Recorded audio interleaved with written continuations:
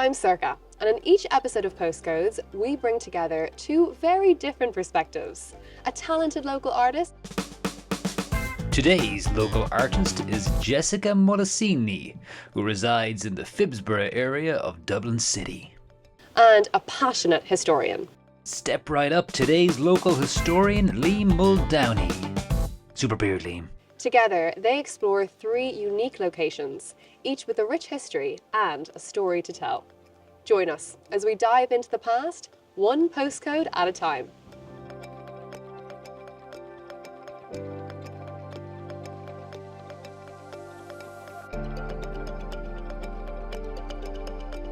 This week, our focus is on Dublin 14. So over to you, Liam. Let's see what you have in store for Jessica.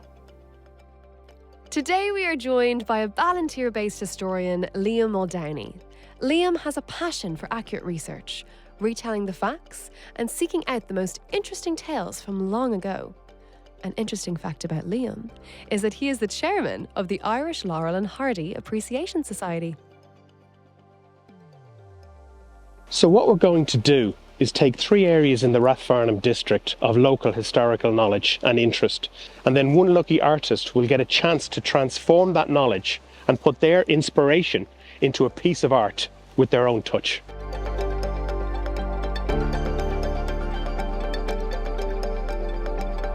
Here in the beautiful St Enda's Park in Rathfarnham, once home of course to Pádraig Pearse. Pádraig left this house Easter Monday 1916 to travel into the city to join his comrades, and of course we know the history there. The Pearses bought this place in 1910 when they had outgrown their school building in Ranelagh, and he moved his school up here, a school that he insisted taught Irish principally, but also a huge element of his teaching was nature. And sure, look, he had it in abundance here in St Enda's. His mother eventually took control of the house a couple of years later after the British forces had their way with it, and she continued with that school until 1935, when she then insisted on leaving it to the people of Dublin in the care of what is now the Office of Public Works. Her only stipulation was it had to be free for everybody. So much to be had here: flora, fauna, nature walks, bridges, lakes, rivers, and of course the history that's in the museum itself.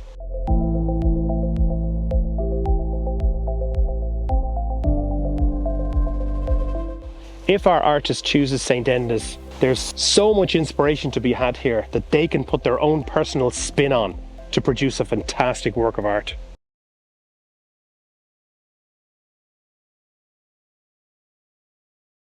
So we're here in the Whitehall townland of Rathfarnham, beside the wonderful bottle tower that you can see behind me. Built around 1741 by Major Hall, who owned this farmland. At the time, of course, it was farmland all around. Now it's housing estates everywhere. But the years 1741 and 1742 are significant because that was known as the Great Slaughter in Ireland. The weather conditions were so bad with ice and snow, and after that floods, and then more ice and snow. They estimate 480,000 people in Ireland died over those 2 years. That's an incredible amount of people. There was an incentive at the time to get the poor people, because the crops had failed and they were dying, to get poor people to work, menial work for no purpose, but just to pay them so that they could put food on their table. And this is the result of one of those projects, the Bottle Tower. Now, Major Hall was friends with the people in Rathfarnham Castle up the road here, the Connollys, and they owned the estate Castletown in County Kildare.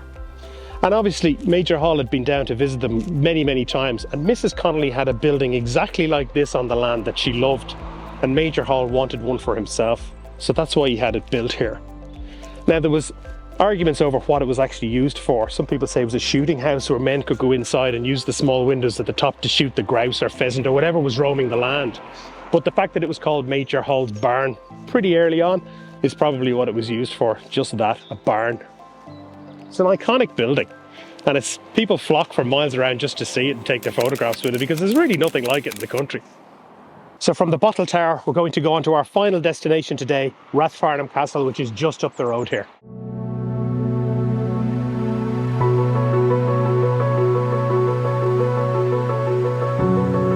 So here we are at our final destination today, Rathfarnham Castle itself in Rathfarnham. This was once the seat of the Loftus family, those of the Hookhead Loftus Hall fame. And they originally built this building before eventually, many decades later, they lost it via an in-law who wasn't very good with money. And what happened was, after that, it was sold to William Speaker Connolly, a very famous Irish MP who actually never lived here. He preferred to live on his estate in Castletown in County Kildare. But he then sold it on, and it eventually became the home of the Jesuits, who then sold it, would you believe, to the Castle Golf Club behind us here, and they relinquished it in around the 80s when it became the national monument that you see behind me. It's a wonderful amenity for the local people. The walks, there's coffee shop, there's playgrounds, and of course the historical castle itself. So now we've explored 3 hidden gems, 3 historical gems in the Rathfarnham area. And we hope now our local artist is going to breathe some new life into these stories and tales and bring them to a new generation and a new audience. So it's over to you. Hopefully you'll come up with something good.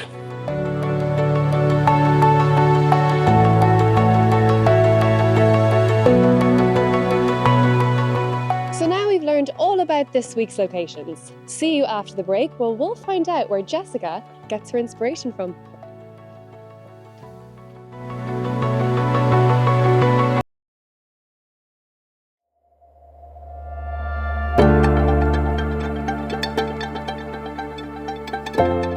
With history as their guide and Dublin as their muse, our local artist will capture the essence of their chosen postcode, bridging the gap between past and present with their art. Hi, my name is Jessica and I'm an illustrator. Anytime someone's like, when did you start to draw? How did you begin everything? My dad used to draw a lot back home. My family, especially my dad, he always had music and he always had sketchbooks and paintings. I think I picked up from him. Maybe he doesn't realize, but that's literally my first memory of someone drawing is like with my dad. I've always done it since I was a kid. Obviously, I used to like sketch on walls in school and like make mess on my desk, and I started drawing anime. I started by just copying the characters from the anime and the manga that I was reading. I draw a lot of characters, and because I like to travel and I like to go see places, I like to gather inspiration from the places I go to, because I feel like everything has a story, everything has a history. You know, maybe you go to Ireland and there's like props and bits from one place, you go to Spain and there's something else. So I like to capture those things in my sketches. Like, I've always lived in Italy. I was born and raised in Italy, and I decided that I wanted to move abroad, so I left. I made my visa, I moved to the United States. And from there, I kind of started to, I would say, discover myself. Because when you put yourself outside of a comfort zone, you really start to explore new aspects of like your personality and your interests. I started to take pictures of my travels, and from there I would start to draw. I've always been constantly travel, and I realized that I didn't want to go back to my country because I just like to explore new different avenues, new different places, and see new cultures. And yeah, from there I ended up in Ireland to study, which is also another story. I take myself on solo dates, people would describe them. It could be like just going for a coffee and then going to see a specific site. And take my sketchbook, like literally I have sketchbooks. This is only one of the many that I made, but I started to draw locations and sketches of the places I go to. That's kind of like my diary.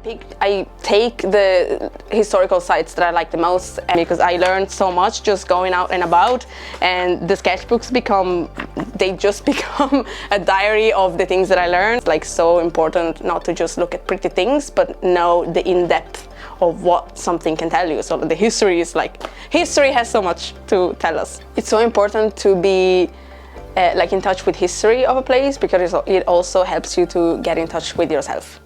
Liam has WhatsApp or airdropped or emailed his research to Jessica. Let's jump in and get her thoughts. So I have seen all the locations from Liam the historian and all the history behind it. So I gave myself a little bit of time to think what would have the best scope. And I think I am going to choose Rathfarnham Castle, because there is something about Irish castles, like they are obviously one of the, you think of Ireland and you think about all the castles. And I do want to go and make an artwork out of this location. The trees and like the park is going to be great for like a piece of artwork inspired by that place. For the purpose of this project, obviously, we need to go there and see it. So I'm very excited to go and check out the location and get my sketch started.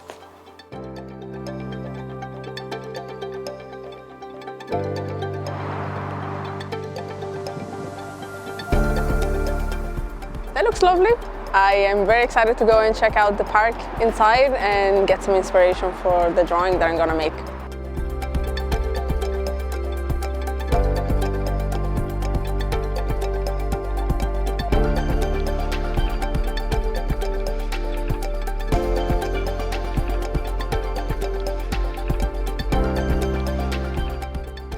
So I kind of arrived here and we're on this really nice road, and it feels like it's a perfect spot to like frame this part of the castle, because the road is like going straight in and the staircase are kind of symmetrical to it. It looks really picturesque, let's say. And yeah, I am basically starting grabbing like the first shapes that I see, like the trees, starting out with the layout. I like to move around a little bit up and down because it gives me a bit of more perspective, or if I don't see something properly. And it's just fun not to just stand in the same point the whole time. I'm sketching away all the little bits. One thing that's really important that I want to make sure that I do is to kind of go around the castle and get it from like different perspectives, because it's not just to see a cute corner. If you, for example, we are here, there's like a lovely bridge and there's the duck lake, and I actually have a sense of the size of the castle. For example, I just want to write a note here. There's like a bridge, and then all these bits are gonna come together when I'm going to do the final image. And I just write like a little thumbnail of this perspective from the castle. So for example, this is the bridge, the scenic view. I really like that it's got this triangular shape and there's a little channel. This is a lovely area, honestly. And the ducks are cute. The animals could be a nice little thing to incorporate, like character design wise, to give the space some personality, because I love to draw cartoons.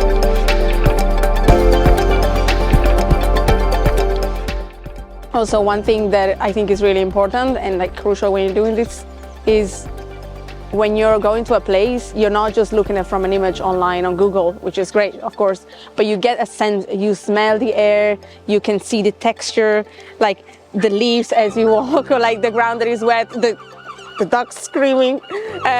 So all these creates a picture in your head, and also you connect to the history, because as we said before, like history helps you to connect to the place as an artist.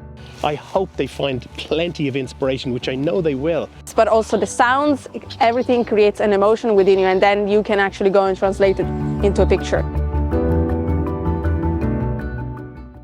And like the way my brain works is, oh, we're like at a castle and there's this really cool piece of wood.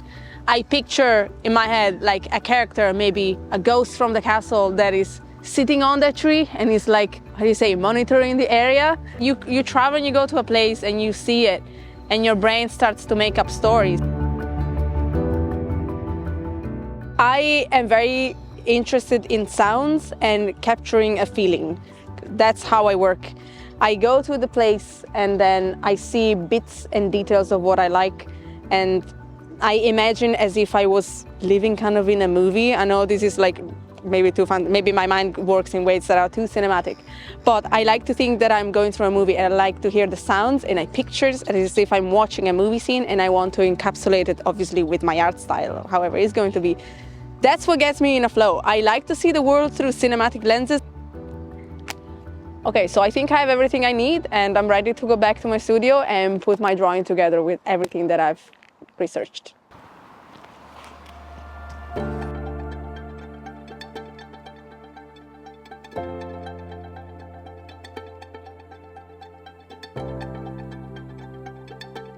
Okay, so I had a week to develop my artwork and to sit down and think about what to come up with. And as I said before, the idea was to get a sketch, like to create an image that would look like an historical piece. So I wanted it to be black and white, hand-drawn with pencil and some charcoal. I threw down all the ideas that I had. I looked up at what Liam said in his video, and I also did a bit of my research to make sure that what I wanted to draw reflected as well my art style, because I love character design. I like to find little bits of hints and stories in the things that I draw, and I also wanted it to be feeling a bit magical with a bit of surreal feel to it. So I tuned into the feelings that I felt when I was at the Rathfarnham Castle, this feeling of peace and relax with the nature, but also the castle has a very long history, of course. And what I found in my own research as well, I found out a story on a website of the Rathfarnham district, that there's the story of a ghost. Basically, two suitors, if that's the right word, they were contending over this woman, and they trapped her into a wall, a wooden panel in the Rathfarnham Castle, and who would win the duel between the two would get would get the woman, set the woman free. They ended up both dying, and the woman never was set free. And I pictured that she basically never got to experience the surrounding. And over the year, I basically decided to bring the ghost to life, let's say, through the picture, and give this story like a kind of happy ending, you know, through the piece and the details that I found out in the castle. So that's kind of what I did. And should I put this? I took some bits that I really liked about the landscape. For example, the symmetrical pieces from the stairs, and this part that I've sketched when I was on the location, which was, they were like the two main stairs that are like symmetrical and framed by the trees. I really liked that bit, so I thought that would be something I wanted to keep. I decided to draw the window on the Rathfarnham Castle open, because when I was there everything was closed, and I just liked the idea that she finally was set free, and then she walked down these beautiful stairs and walked into this magical land, and then is now enjoying the piece on the park, and all bits from the Rathfarnham Castle park. That's how I wanted to achieve the cute magical storytelling vibe from character design and something surreal, but also keeping and sticking to the historical feel, which is the main aim of the project. So yeah. What a beautiful piece of art by Jessica. It has absolutely brought the castle to life. It's also always been on my must-see list, and there's no time like the present. So I'll see you there, or if not, I'll definitely see you next time.